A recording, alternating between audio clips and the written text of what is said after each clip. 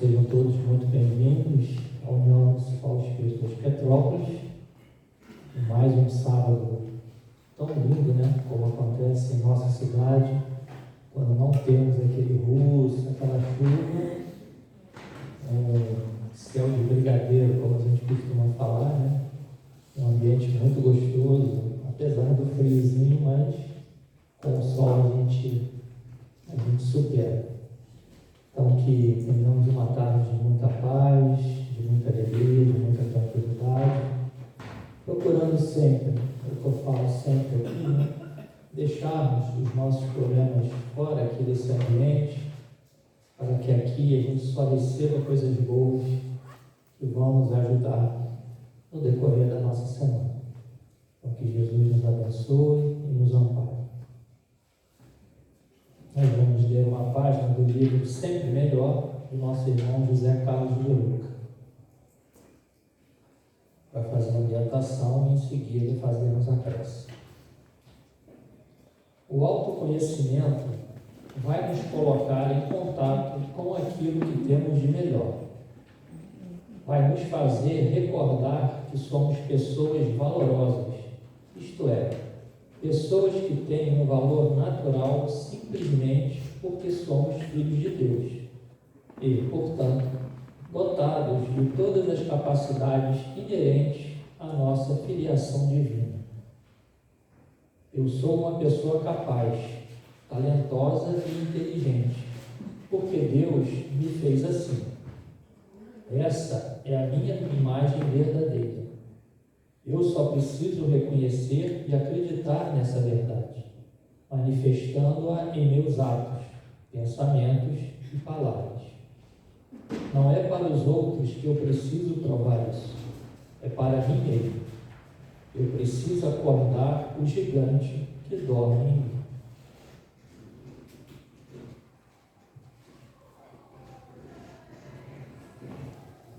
E assim, meus irmãos, vamos agradecer. Agradecer ao amigo Jesus pela oportunidade da vida, dele nos guiar até esta casa de amor e aqui nos encontrar e nos receber.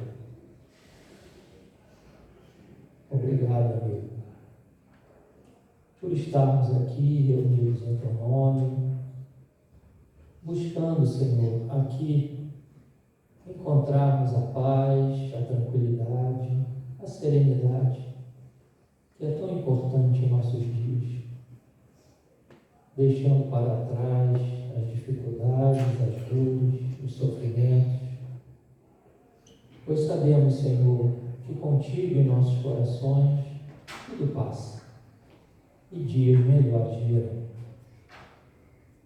Que busquemos a cada dia renovar a nossa fé e a nossa esperança, procurando através do teu Evangelho encontrarmos a força, a coragem e o sentido da nossa vida. Que tu possas, Senhor, envolver esta casa e a todos nós que aqui nos encontramos, encarnados e desencarnados, te pedindo pelos nomes que foram colocados ali na cesta e também pela nossa irmã Bernadette, que irá nos trazer os estudos da tarde. Que ela seja amparada e assistida, Senhor, para que tudo transcorra na mais perfeita harmonia. Obrigado, Deus. Que a tua paz nos envolva e nos fortaleça, hoje, agora e sempre. Que assim seja, graças a Deus. Bom, meus irmãos, Bernadette hoje, como já está aqui na tela, trazendo para a gente o tema o poder do pensamento, da vontade e da fé.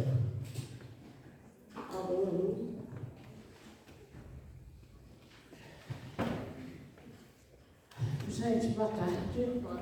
Mais uma vez aqui, mais uma vez com crise de asma. Então, vocês vão ter que ter paciência, porque se eu danar tossir, vou ter que dar um intervalozinho, mas com certeza a gente não está tentando de força do pensamento, da fé, eu vou assim. Então, vamos lá, encarar o desafio. São três itens muito importantes para a gente abordar o poder de cada um deles. Mas, como eu gosto de criar assim a polêmica, não é polêmica não, gosto de desestruturar um pouco para animar, a gente vai falar primeiro da fé. Vamos falar fora da ordem, tá? Por quê? Qual é, na realidade, o significado de fé? Em primeiro lugar, nós temos que pensar que, quando a gente fala em fé, não significa apenas a fé religiosa. Tá? Nós temos como fé o significado, que tem origem na palavra latina, fide, que é a adesão, tradução, vamos dizer, um significado geral, adesão de forma incondicional a uma hipótese que a pessoa passa a considerar como sendo verdade, sem qualquer tipo de prova ou critério objetivo de verificação, pela absoluta confiança depositada na ideia. Então, é uma crença baseada naquilo que alguém falou e que não precisa questionar. Isso é um sentido genérico de fé. Mesmo sem tratarmos da fé religiosa, nós vamos ver a fé na ciência. Como nós já acreditamos em postulados científicos, jurávamos de pé junto que eram verdadeiros e que depois foram mostrados que não eram. Daqui a pouco eu vou trazer exemplos. Nós temos crenças em cuidados medicinais sem a menor comprovação científica. E que, pelo contrário, a própria medicina, às vezes, exclui. Tipo, num machucado, sangrando, botar açúcar, botar pó de café. A medicina diz, não faça isso, que pode infeccionar. Mas muita gente considera aquilo um artigo de fé. Não, eu vou, mas cortou, bota sal, bota sei lá o que para. Então, é essa ideia geral de acreditar em algo que não precisa comprovar. Quando a gente traz isso para o aspecto religioso, claro, a gente está numa casa espírita, eu não vou abordar conceitos filosóficos de fé, né, nem intelectuais. A gente tem que trazer para o conhecimento religioso.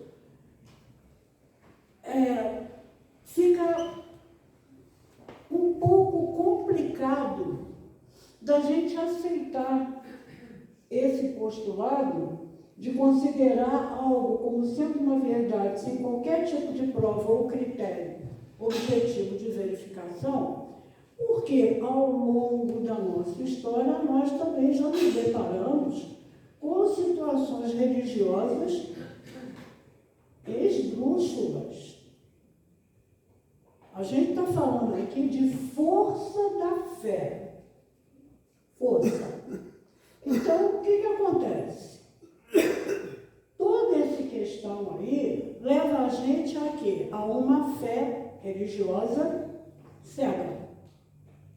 Você acredita porque acredita. Lá pelo século II, III, nós tivemos um cidadão chamado Ptolomeu, o egípcio, que levantou um postulado de que a Terra, o nosso planetinha, era o centro do universo. E foi sacramentado. Inclusive pela Igreja. Por quê? Pela Igreja. Porque a ideia da Terra, o centro de tudo, levava a uma interpretação literal do que estava na Bíblia. Inclusive, várias passagens da Bíblia falavam não, davam a ideia do poder poder daqui, inclusive uma passagem em que Josué teria mandado parar o sol. Então, isso tudo levou a igreja nascente, né, a aceitar a teoria de Ptolomeu. Quando chegamos lá, mais ou menos, pelo meio da Idade Média, veio um cidadão chamado Nicolau Copérnico e que disse assim: a Terra não é o centro do universo, não, gente, vocês estão equivocados, é o Sol. Logo depois de Copérnico veio Galileu Galilei, sacramentou. O que aconteceu? Em 1616, o livro de Copérnico, onde ele disse que o Sol era o centro, foi proibido. E em 1633, se não me engano, o Galileu Galileu foi obrigado, ou ele ia para a fogueira, ou ele desmentia o apoio que ele tinha dado à teoria de Copérnico. Por quê? Já imaginaram? A igreja estrutura a sua base religiosa da Terra no centro do universo. Vem alguém da ciência e diz: não é. Aqui fica a fé daquele pessoal. Então, não, deixa quieto. Galileu, você desmente, ou então você vai para a fogueira. Galileu desmentiu. E vocês têm ideia de quando 1633, Galileu, quando que a igreja reconsiderou a questão com Galileu? 1992, quando o Papa João Paulo II afirmou que tinha havido um erro de interpretação das Escrituras quando liam ao pé da letra e que Galileu não estava errado. Inclusive, foi dado o perdão da Igreja a Galileu. Vocês veem, de 1600 e pouco a 1992, a ciência foi o quê? Andando, dizendo que não é o Sol o centro do universo, que tem milhões de sóis, a astronomia foi evoluindo e a igreja continuou com a ideia de que a Terra era o centro do universo. Veja como isso é complicado para você considerar a fé se ela não tem uma base. Você só aceita. Então, a fé cega, ela se contrapõe à fé raciocinada, que é proposta pelo Espiritismo. Por quê? Porque a doutrina espírita ela não traz o conhecimento todo para nós. A gente está começando a conhecer. Daqui a umas 30 encarnações, a gente já tem mais informação. Por duas razões. Primeiro, a nossa percepção vai avançando. E segundo, novas informações vão sendo trazidas à medida que a gente amadurece. Então, tudo isso leva a um progresso do conhecimento. A fé raciocinada, aquela que tem base, tem que ter um tipo de prova e critério, não é sempre, de verificação, ela vai levar a quê? A uma fé inabalável. Porque, por pior que seja a situação, você vai compreender que deve ter ali uma razão, um motivo. Você vai raciocinar. E isso vai tornar inabalável. Quando eu comecei os meus estudos da doutrina espírita, num determinado momento que eu me deparei com uma afirmação de Kardec no Evangelho segundo o Espiritismo, eu levei um susto. Eu levei um susto porque eu disse assim: gente, é isso. Não pode ser de outra forma. É isso que esse cara falou. É isso que eu sempre busquei. Sabe o que que foi que me chamou a atenção? Vamos lá. Texto de Kardec, no capítulo 19, tem 7, do Evangelho segundo o Espiritismo, quando ele diz: a fé necessita de uma base, e essa base é perfeita compreensão daquilo em que se deve crer. Para crer, não basta ver. É preciso, sobretudo, compreender. A fé cega já não é desse século, lá 19. Ora, é justamente o dogma da fé cega que produz hoje o maior número de incrédulos. A fé raciocinada é a que se apoia nos fatos e na lógica. Não deixa nenhuma obscuridade. A pessoa acredita porque tem certeza. E tem certeza porque compreende. Ninguém me impõe uma verdade. Eu tenho que logicar para ver se aquilo que estou me trazendo é verdade. Se tem base. Eis porque não se dobra. A pessoa não aceita qualquer coisa. Aí a frase que me chamou a atenção: fé inabalável é somente a que pode encarar a razão face a face e, detalhe para o final, em todas as épocas da humanidade. Pode ser na antiguidade, pode ser na Idade Média, pode ser hoje, pode ser daqui a 1 milhão de anos.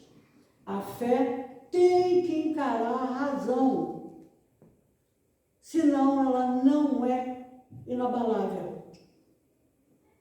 Por quê? Porque ela não é raciocinada. Ela se torna uma fé, imagina, depois de 400 anos a igreja reconhecer que Galileu estava certo. E aquelas pessoas que ao longo daquele período acreditavam, continuaram acreditando que a Terra era o centro do universo, porque a igreja dizia que era, e não aceitava questionamento. Como fica essa fé?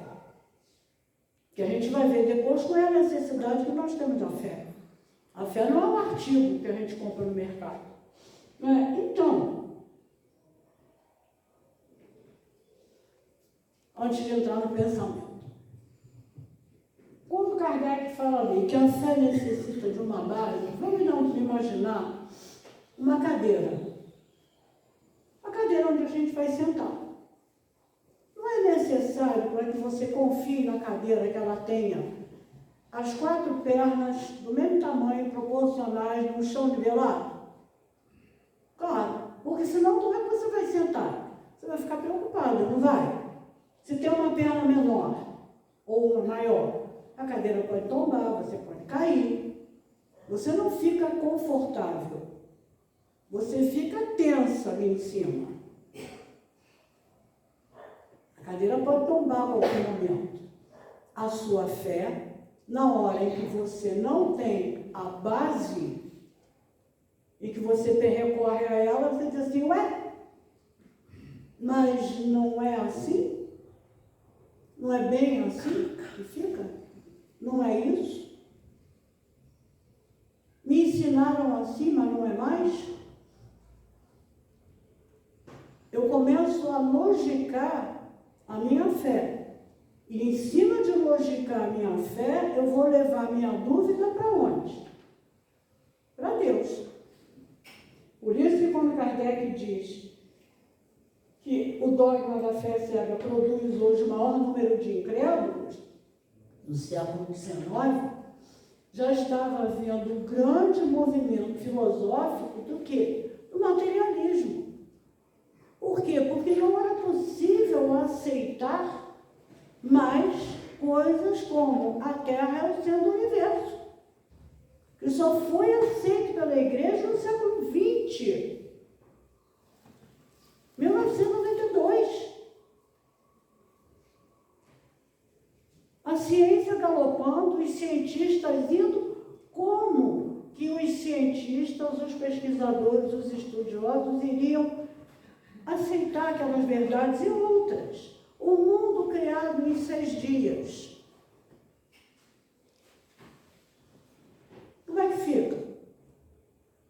Se a ciência, ao longo da evolução, nos falou que o nosso planeta, não é o mundo, hein?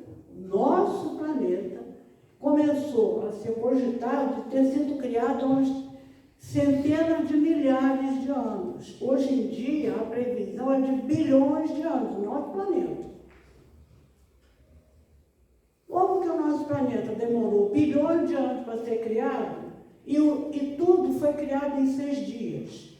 Não cria um desconforto, é a cadeira com o pé, e você não sabe se você vai ficar sentado ou se ela vai te jogar no chão?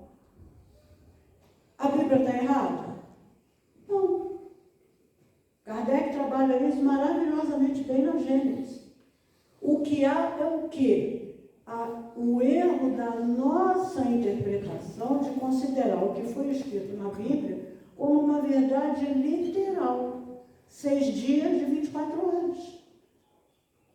Quando quem fez as anotações na Gênesis, aquilo tudo, estava querendo mostrar dentro da sua visão pouco evoluída intelectual que tinha havido um processo de etapas diferenciadas. Primeiro foi criado isso, depois foi criado isso, depois foi criado isso. Então, a simbologia, considerando 6 dias, não é para bater um martelo, porque foram 6 dias de 24 horas. Mas nós fomos levados a acreditar durante muito tempo em 6 dias de 24 horas. Aí, quando você chega à conclusão de que não são 6 dias, porque a ciência já fala só do nosso planeta, de bilhões de anos, você diz assim, eu não vou acreditar em mais nada. Que Deus, o que? Ninguém sabe o que ele fez. Não existe nada, surgiu tudo do nada. A gente parte para um outro lado, para negar, quando na realidade é uma construção da fé. Por isso que eu quis começar por ela. Que dos 3 pontos é aquele que demanda uma maior percepção nossa. Ok por aí? Podemos botar a cadeira com 4 pés nivelados para tratar de fé raciocinada? Então agora vamos ver o primeiro tempo. O primeiro item seria o pensamento. Kardec também vai nos dizer que ninguém pode desconhecer que o pensamento é uma força. O pensamento é o atributo característico do ser espiritual. É ele, o pensamento, que distingue o espírito da matéria. Com o pensamento, sem o pensamento, o espírito não seria espírito. Por quê? Porque é o espírito que pensa. A matéria não pensa. É o espírito que pensa.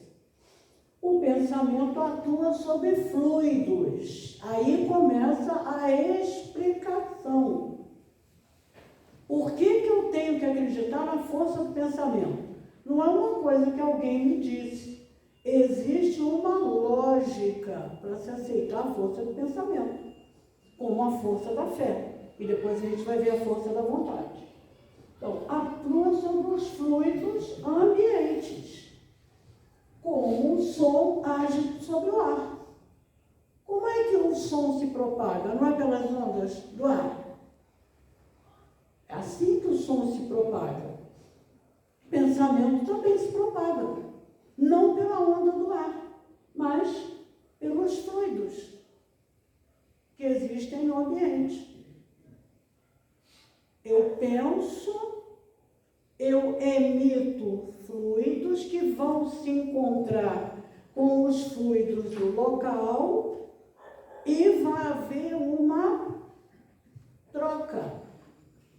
Como ele vai dizer, há nesses fluidos ondas e raios de pensamento que se cruzam sem se confundirem.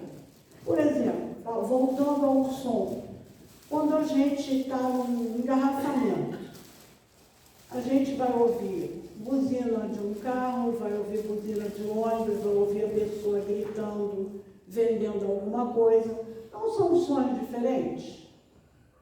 a gente consegue identificar, não consegue? Por quê? Porque eles não se misturam. Eles se propagam, mas não se misturam. Eles interagem, você identifica. O cachorro está latindo lá, você sabe que é o som de um cachorro. Você, às vezes, até consegue identificar pelo tipo de latido, é um cachorro grande ou é um cachorro pequeno. Então, você identifica. A mesma coisa vai acontecer com o pensamento. Eles se cruzam, os fluidos, mas não se misturam. Quer dizer, o que eu estou pensando vai permanecer com a sua identidade. O que a Tatiana está pensando vai manter a identidade do pensamento dela. Ela pode passar uma informação mental para mim e a outra para ela. Isso se chama força do pensamento. Então não tem mistério. É só a gente compreender. A doutrina espírita acaba com qualquer mistério. Começando por aí, não existe mistério. A gente percebe como é que isso acontece. E Kardec continua. Ele diz o seguinte: uma assembleia. O que é uma assembleia? Isso aqui é uma assembleia, uma reunião de pessoas. É um foco onde irradiam pensamentos diversos. Se o conjunto for harmônico, a impressão é agradável. Se discordante, a impressão será penosa. Por exemplo, uma palestra.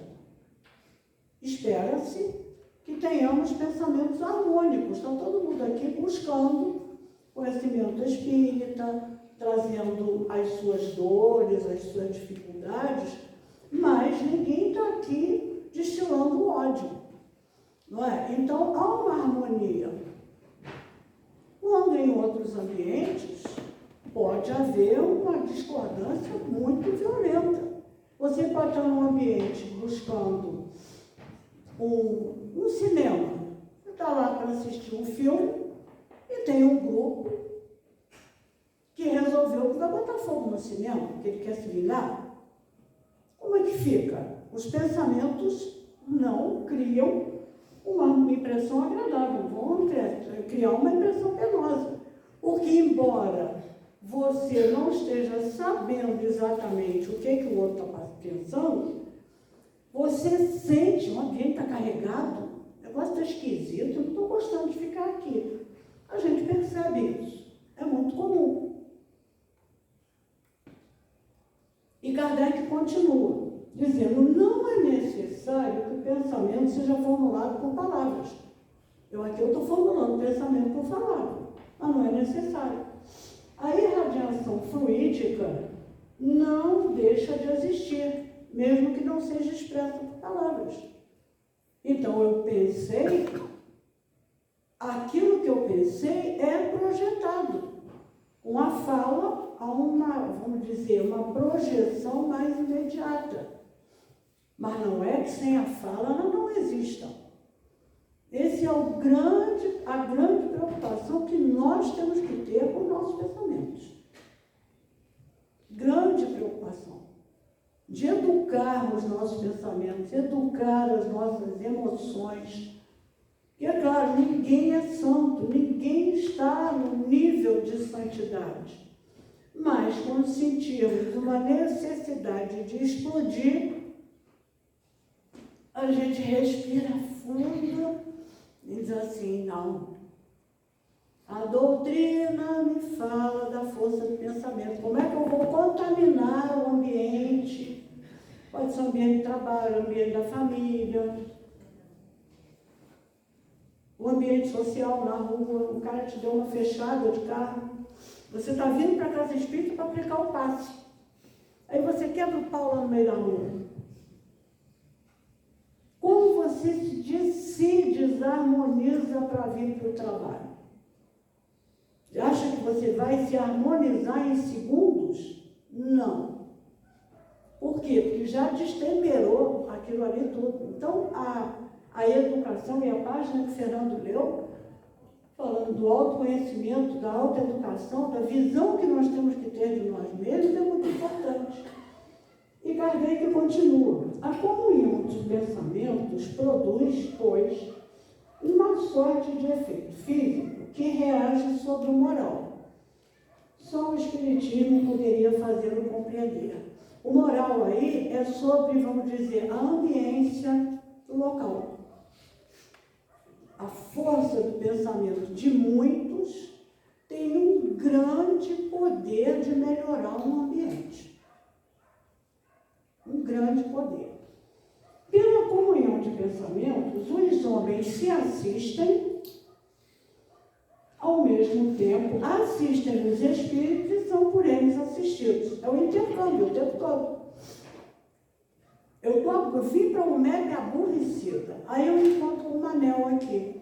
O Manel me dá um abraço, daquele jeito dele. O que acontece? Ele já me melhora. Por quê? Porque a energia dele, equilibrada, está melhor que a minha que está desequilibrada. Então, ele vai me afetar beneficamente. Se ele estiver em desequilíbrio também, o que vai acontecer amanhã com ele? Ele piora. Aí saem os dois se arrastando, né, Manel? Saem os dois. Por quê? Porque esse intercâmbio com relação ao plano espiritual é a mesma coisa que acontece. Esse trecho, ele está contido na Revista Espírita de dezembro de 1864. E por quê que Kardec trouxe esse trecho?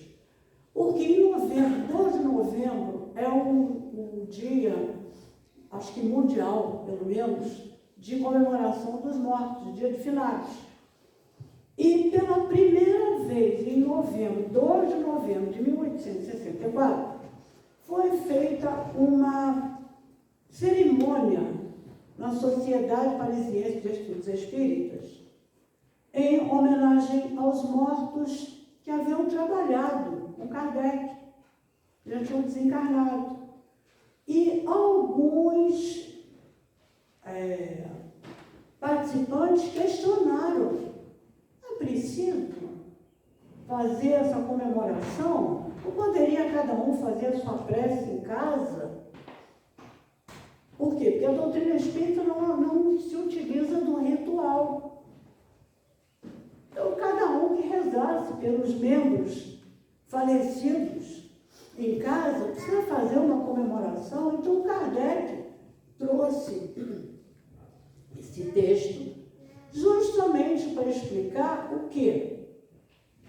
O local aonde encarnados e desencarnados que haviam trabalhado na codificação e ainda continuavam trabalhando, interagindo pela força do pensamento coletivo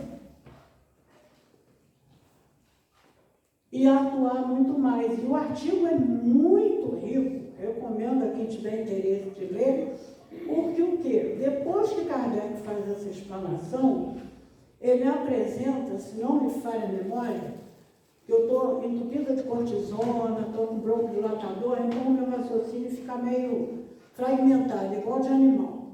Mas, se não me engano, ele apresenta 6 ou 8 comunicações, depoimentos de desencarnados que haviam trabalhado na codificação até 1864. Haviam lidado ali, frente a frente, e todos agradecendo pelaquela homenagem, porque não é considerar homenagem para envaidecer, não, é um agradecimento. Então, todos satisfeitos com aquilo. Quem quiser ler, é o primeiro artigo da Revista Espírita de dezembro de 1864. Ele se chama Da Comunhão de Pensamentos. Aí daqui a gente vai passar à vontade. Vamos ver. Que foi o terceiro tópico, a força do pensamento, da vontade e da fé. Kardec, nesse mesmo artigo, ele vai dizer que a vontade é o pensamento transformado em força motriz. Por quê? Porque no momento que eu penso, eu emito um pensamento. No momento em que eu coloco nele a vontade, eu impulsiono aquele pensamento. Ele se torna uma força. Daí a importância do pensamento em conjunto, como ele selecionou antes no texto. Então, por exemplo, Tatiana, hoje vou mencionar Tatiana e Manel, que estão aqui na minha linha de...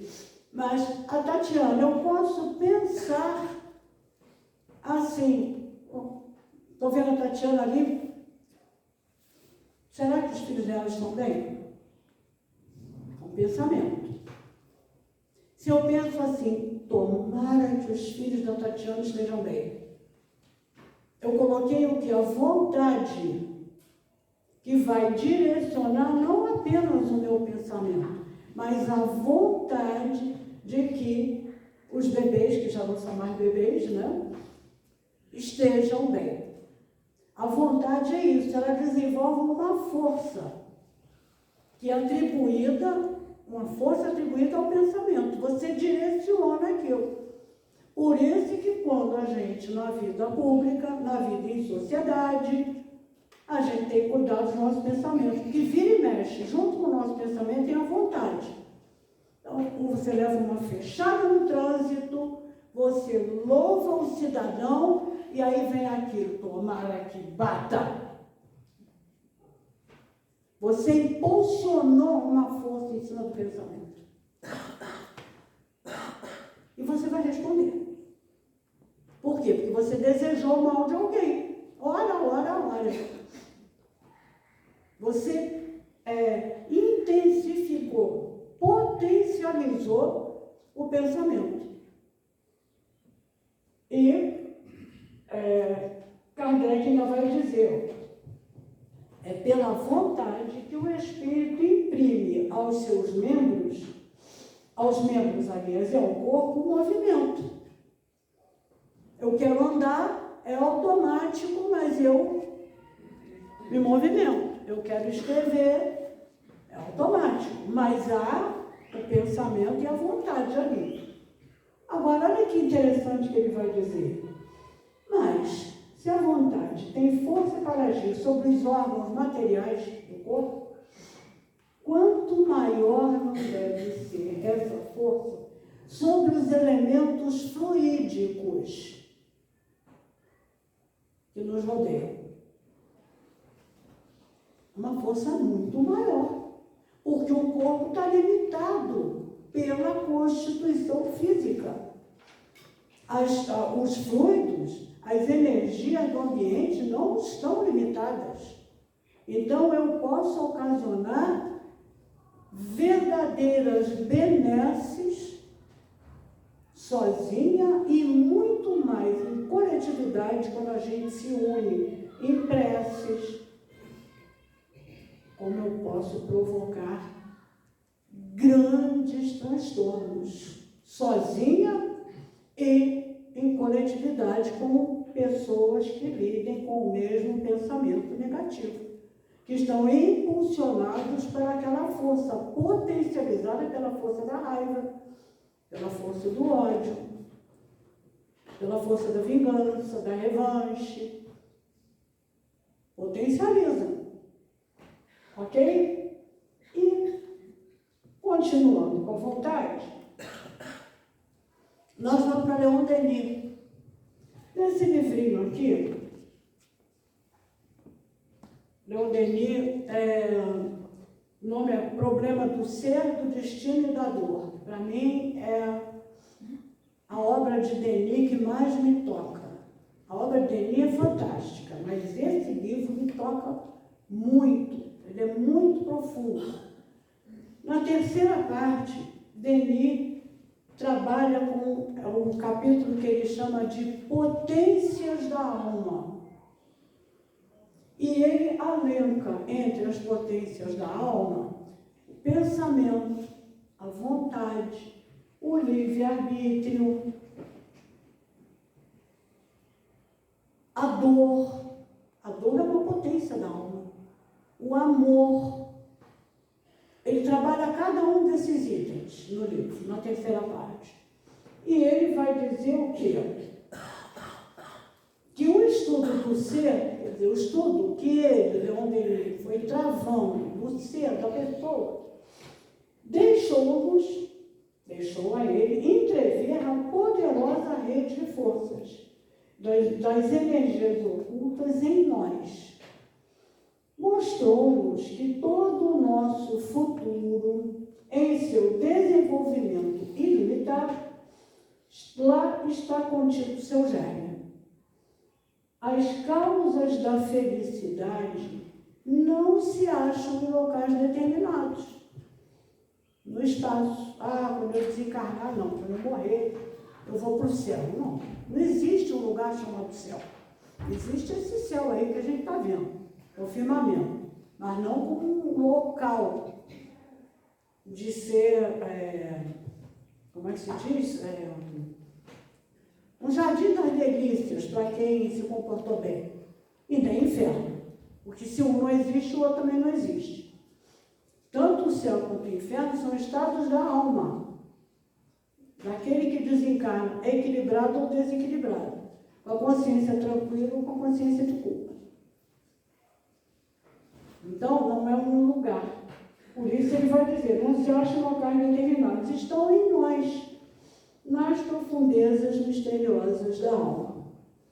A vontade, isso Denis dizendo que é a maior de todas as potências. De todas as que ele trabalha, ele considera a vontade a maior. Maior do que o pensamento. Por quê? Porque é a vontade que vai potencializar o pensamento. O pensamento você cria a ideia, a vontade você manda o pensamento, solta, dispara ele. Por isso ele considera maior. E aí, outra frase de Denis, que eu acho maravilhosa. Se o homem conhecesse a extensão dos recursos que nele germinam, talvez ficasse deslumbrado. E, em vez de se julgar fraco e temer o futuro, compreenderia a sua força e sentiria ele próprio, que ele próprio pode criar um futuro. Qual o futuro? O futuro da nossa felicidade. Está em nossas mãos. Não é o Fernando que vai me fazer feliz. Não é o Renato, não é a Dani. Eles são pessoas com as quais eu interajo. Quem tem que buscar e construir a minha felicidade sou eu. À medida em que eu me rendo às leis de Deus. Não tem jeito.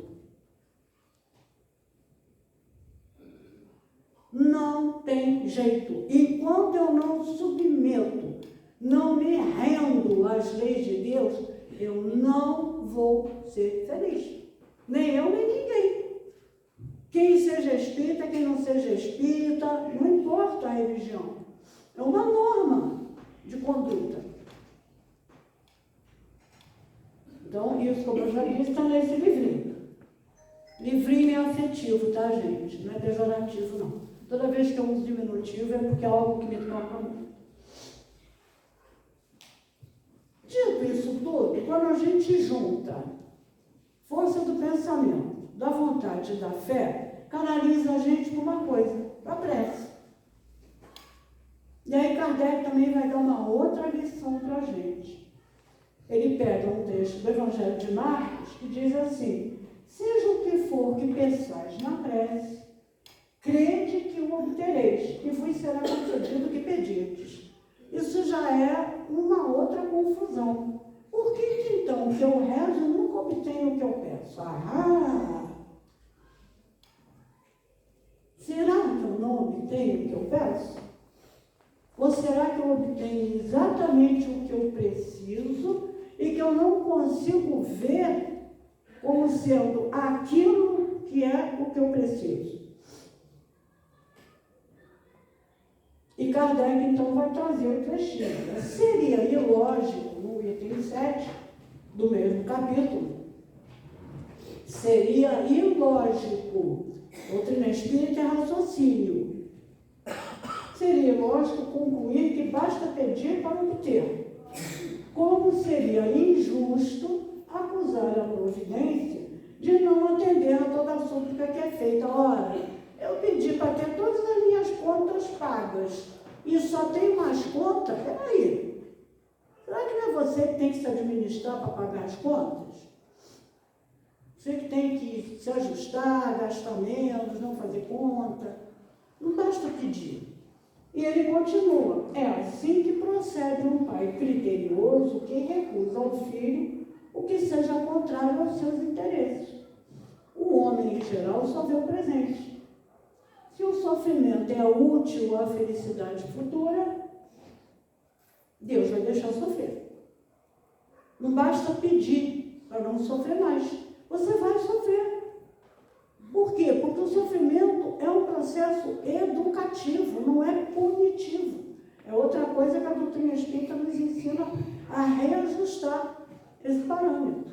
Ah, Deus está me castigando. Não, Deus não castiga ninguém, Deus ama todo mundo igual. Igualzinho, no mesmo nível. Ele quer o bem de todos. Então, por conta disso, se ele pede e se ele não atende a uma coisa que eu estou pedindo, por quê? Porque o que eu estou pedindo é uma solução, quando na realidade a solução tem que partir de mim, de reestruturar para mudar aquela forma de ver ou de amar. Então, o que vai acontecer? O que Deus vai conceder, por isso que Jesus disse, tudo o que pedir você vai conseguir. E olha lá, o que Deus concederá ao homem, se ele pedir com confiança, ainda tem também a alternância aí, não é pedir de qualquer jeito. Você tem que pedir com confiança, ele vai te conceder a coragem, a paciência e a resignação para quê? Para enfrentar os problemas, para procurar as soluções que vão ajudar você a sair do sofrimento. Isso você vai receber. Também considerar os meios de se livrar por si mesmos das dificuldades mediante ideias que os espíritos bons vão nos trazer, as intuições. Às vezes a gente dorme com um problema enorme na cabeça. E durante a madrugada a gente tem ou um sonho, ou uma intuição quando acorda, de uma solução para aquilo que a gente não tinha pensado. É privilégio? Não, porque Deus ama todos igual. A forma de você se relacionar com a espiritualidade, com confiança, é que vai permitir que você seja atendida para a solução daquilo. Enquanto você está, eu quero, Deus, resolve isso, e aquela solução, ela se baseia numa mudança. Teu comportamento, sinto muito. Enquanto você não mudar o comportamento, não vai surgir a solução. E a prece desesperada não alcança. Né? Então, a fé raciocinada está conduzindo isso aí tudo.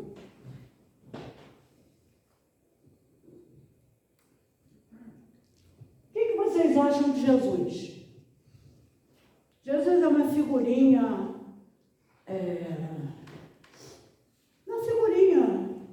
assim, folclórica, que passou por aqui.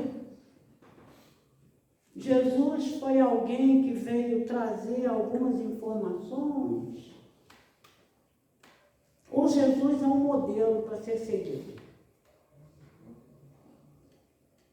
Porque se ele é um modelo a ser seguido, ninguém, pelo menos quem raciocina, não segue um modelo aleatório.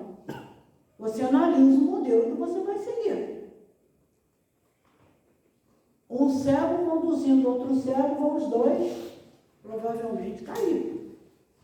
Então, se Jesus é um modelo a ser seguido, é preciso que eu entenda a proposta dele e, além de entender, aceite como uma palavra de peso.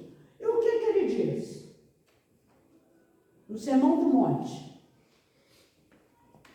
Vós sois a luz do mundo.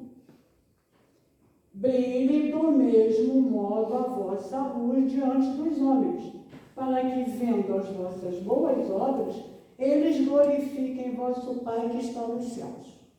Jesus disse isso no Sermão do Monte, se dirigindo a todos aqueles que estavam lá, seguindo e absorvendo os seus ensinamentos. Cada um deles tem a sua luz para quê? Para brilhar perante os outros que não a têm ainda.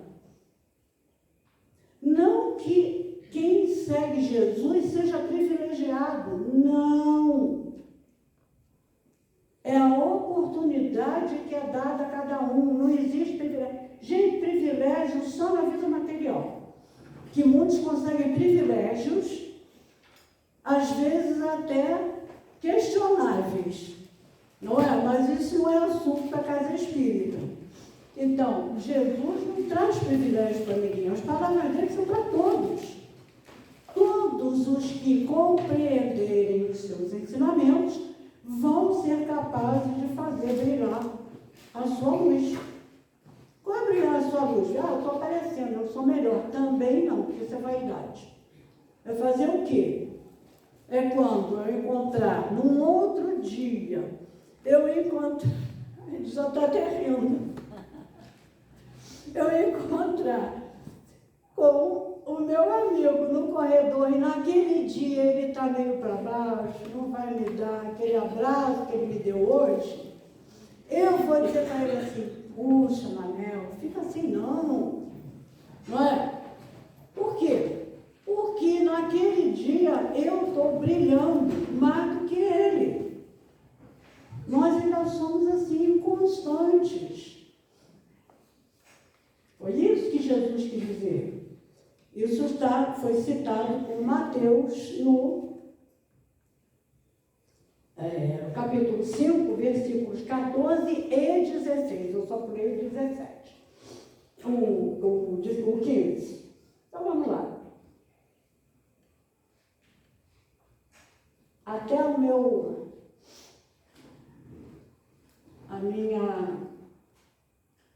como é que se diz, coordenação motora fica afetada pelos remédios. Junta tudo. Poder do pensamento, a força do pensamento, a força da vontade e a força da fé. Nós estamos destinados a sermos felizes. Olha lá. Quem não quer uma paisagem dessa?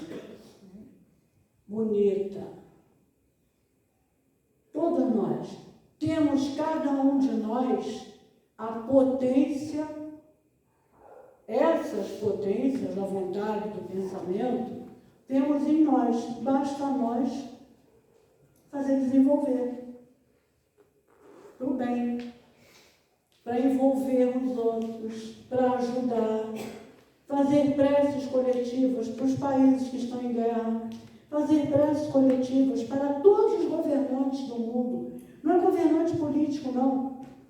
Qualquer chefe, qualquer pessoa que detenha o poder em alguma situação, ele precisa ser amparado, porque a prova do poder é uma prova dificílima, em que a maioria derrapa. Porque no momento que você está com o poder na mão, pode ser poder intelectual, pode ser poder político, pode ser poder moral, pode ser poder religioso, qualquer um, você cresce no salto alto. E aí você deixa de ser o quê? Um elemento de fazer o bem. Você está só querendo a sua projeção. Então, que nós possamos trabalhar as potências em nós, do pensamento, da vontade e da fé raciocinada, para sermos verdadeiros trabalhadores de Jesus. Independente de onde estivermos. Não é só aqui falando, não. Tá bom, gente?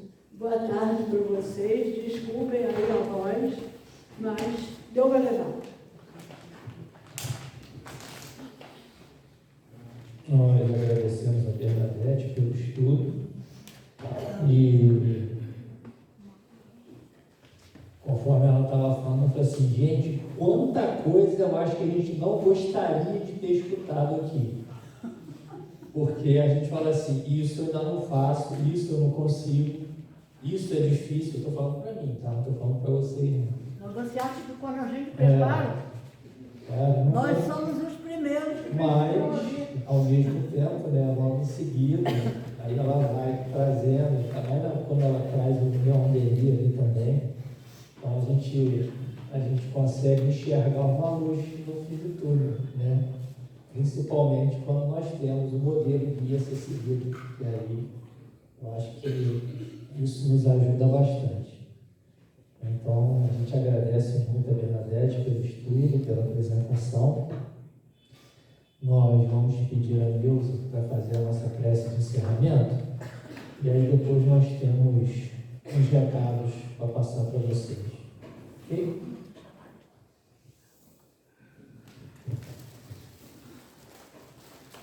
Senhor Jesus, mestre querido, amigo, obrigado, Senhor, por essa tarde.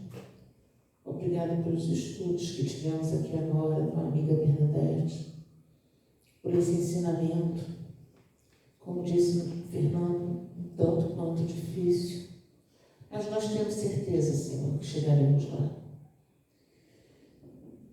Nós aprenderemos com os teus ensinos, e cada dia mais, com a nossa vontade, com o nosso pensamento e com a nossa fé, nós chegaremos aonde um dia tu disseste para nós que chegaremos à perfeição.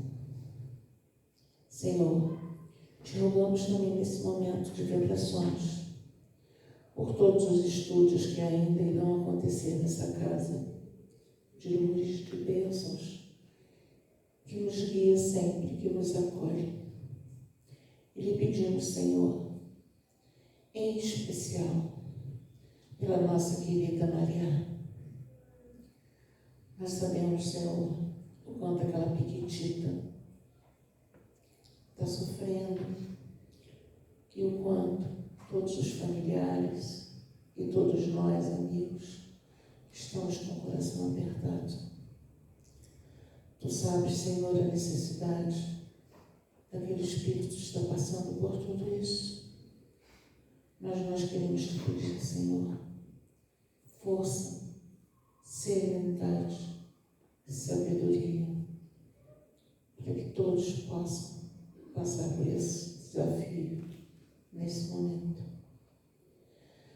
Obrigado, Senhor, por termos escolhido estar aqui.